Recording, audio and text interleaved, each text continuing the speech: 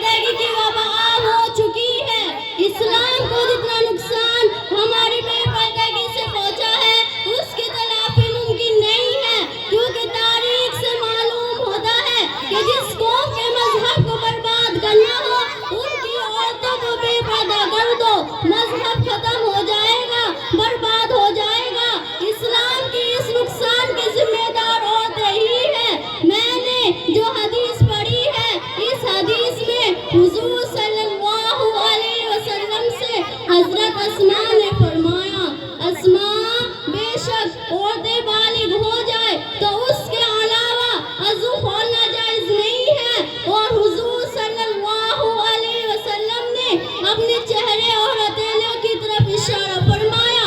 कलाम पाक में भी यही हुक्म फरमाया गया कि औरतें अपनी जीनत की जगह को ज़ाहिर ना करें मगर वो मकामात जो अक्सर खुले रहते हैं जिनकी तफसील हदीस में चेहरे और हथेलियों से की गई है, जिनका खोलना जरूरत के वक्त जायज़ है। मिसाल के तौर पर महरम रिश्तेदारों के सामने इन तीनों अज़ा का खोलना जायज़ है।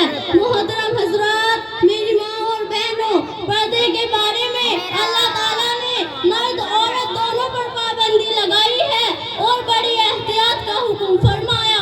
एक तरफ मर्दों को पाबंद फरमाया कि जब तुम औरतों से बेवक्त जरूरत इस्तेमाल के लिए कोई चीज मांगो तो पर्दे की आड़ में होकर मांगो, कि जब तुम औरतों से बेवक्त जरूरत इस्तेमाल के लिए कोई चीज मांगो तो पर्दे की आड़ में होकर मांगो। इसमें तुम्हारे और औरतों के दिलों की पाकीज़गी है। दूसरी तरफ औरतों को पाबंद फरमाया कि जब कभी ऐसा मौका आए तो औरतें नरम लहजा यानी दिल को माइल करने वाले लहजे से गुफ्तगू ना करे बल्कि सख्त लहजे से गुफ्तगू करे, ताकि दिल के खराब आदमी के दिल में मिलन की बात पैदा ना हो। दूसरी तरफ औरतों को हिदायत की गई, वकरना माशाअल्लाह, बहुत अच्छा, बहुत खूब। औरतें अपने घरों में जमकर रहा करे, बाहर ना निकले। और मर्दों को भी इसका हुक्म फरमाया, तुम्हें मर्दों औरतों को उनके घरों से बाहर ना निकालो और ना खुद निकलो। और इसकी वजह हुजूर सल्लल्लाहु अलैहि वसल्लम ने एक मर्तबा बयान फरमाई, औरत जब घर से बाहर निकलती है तो उसको शैतान जागता है, अजनबी मर्दों को उसकी तरफ मुतवज्जह करता है कि इस औरत के हाथों को देख, पाँव पर ख्याल कर और गुनाह में मुब्तला कर देता है।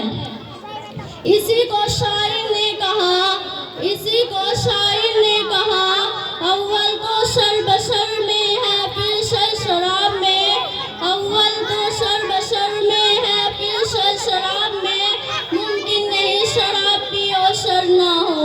मेहमाने गिरामी, औरतों के बाहर निकलने में कतई खैर नहीं है, और अगर कभी जरूरत के तहत घर से बाहर निकलना पड़े तो हुक्म फरमाया, युदनीना अलैहिन्ना मिन जलाबीबिहिन, औरतें अपने ऊपर चादर डाल लिया करे।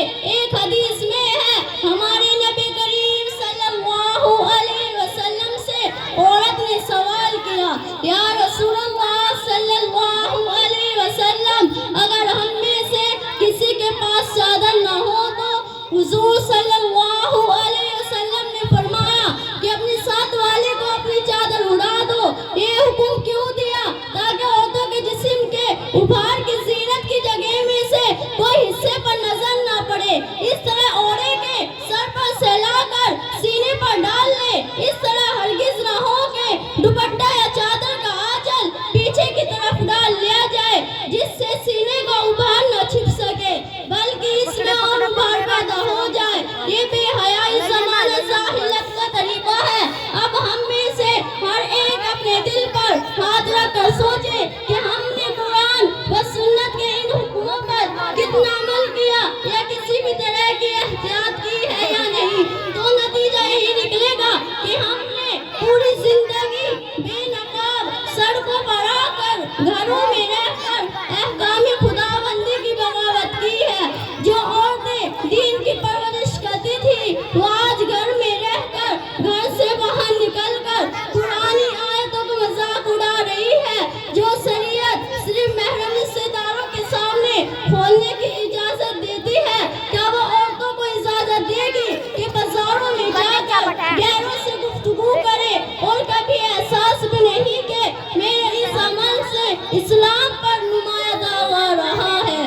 حضرت عمر رضی اللہ عنہ سے روایت ہے کہ رسول اللہ صلی اللہ علیہ وسلم نے فرمایا کہ آج عورتوں کی بے گیتی یہاں تک ترقی کر چکی ہے کہ عورتیں بازار میں کپڑے زیورات کی دکان پر بے نقاب ہو کر دکاندار لوگوں سے گفتگو کرتی ہے، اور کبھی ہمارے دینی حمید کو جوش نہیں آتا کہ اس بے حیائی کی گفتگو سے اسلام پر نمایاں داغ آ رہا ہے۔ اگر عورتیں بازار نہ جائے تو موت تو نہیں آ جائے گی۔ میری عزیز بہنوں، اس طرح غیروں سے گفتگو کرنا بالکل حرام ہے اور اللہ کے غضب کا سبب ہے۔ حضرت عمار بن یاسر رضی اللہ عنہ سے روایت ہے کہ رسول اللہ صلی اللہ علیہ وسلم نے فرمایا کہ 3 شخص کبھی جنت میں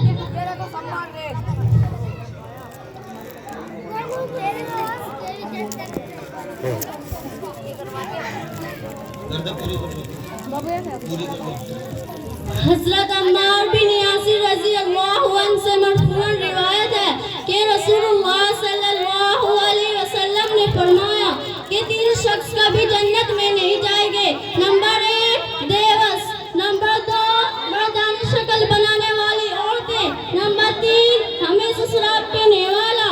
صحابہ رضی اللہ عنہ نے عرض کیا کہ دیوس کون ہے؟ فرمایا کہ جس کو اس کی پرواہ نہ ہو کہ اس کی بیوی کے پاس کون آتا ہے کون جاتا ہے، جنت اعلان کرتی ہے کہ میں جنت ہوں، دیوس پر حرام کر دی گئی ہوں۔ تو جو مرد اپنی عورتوں کو بے پردہ رکھتے ہیں ان کو جنت نصیب نہیں ہوگی۔ میری عزیز بہنوں، اگر اپنی عزت کی حفاظت چاہتی ہو تو پردے کو لازم کر لو۔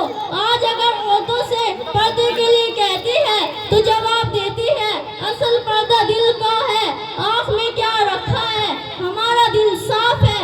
یہ کیسا احمقانہ جواب ہے؟ یہ یاد رکھو، جب تک نگاہ محفوظ نہ ہو اس وقت تک دل محفوظ نہیں ہو سکتا۔ پردہ در حقیقت نگاہ کا ہی ہوتا ہے، دل خود بخود صاف ہو جائے گا۔ جناب رسول اللہ صلی اللہ علیہ وسلم نے فرمایا نگاہ شیطان کے تیروں میں سے ایک زہر آلود تیر ہے۔ نگاہ سے منٹوں میں لمبے لمبے پروگرام طے ہو جاتے ہیں، کیونکہ نظر کا تیر اگر بے بس ہو گیا پھر اس سے سوزش پر جگر کی صبح شام پیدا ہو جاتی ہے، آدمی اس وقت تک بے قابو ہو جاتا ہے اور اس کے لیے آرائے ضبط باقی نہیں رہتا اور ایک مستقل عذاب بن جاتا ہے۔ اس لیے کہا گیا آنکھ بند کرنا آسان ہے مگر بات کی تکلیف پر صبر کرنا مشکل ہے۔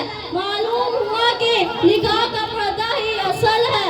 عورتوں نے سبب مرض کو دوا سمجھ لیا کہ نگاہ کا پردہ نہیں ہے، دل صاف ہونا چاہیے۔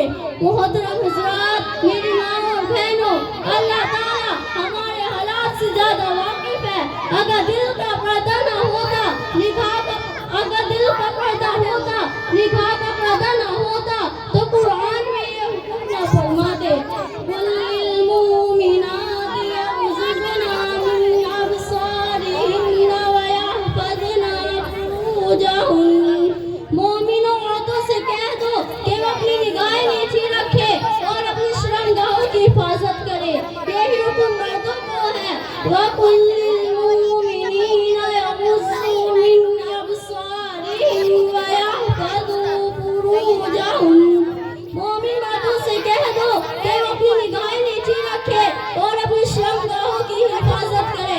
اس آیت میں سراسر صاف طور پر آنکھوں پر پردہ کرنے کا حکم ہے۔ ایک مرتبہ حضرت ابن سلمہ رضی اللہ عنہ اور حضرت میمونہ امہات المومنین حضور صلی اللہ علیہ وسلم کے پاس پہنچی کہ اچانک حضرت ابن مکتوم نابینا صحابہ تشریف لائے، اجازت چاہی۔ حضور صلی اللہ علیہ وسلم نے فرمایا کہ تم دونوں پردے میں ہو جاؤ، حضرت ابن سلمہ رضی اللہ عنہ فرمانے لگے کیوں یہ تو نابینا ہے؟ آپ نے فرمایا کیا تم دونوں کو اندھی ہو گئی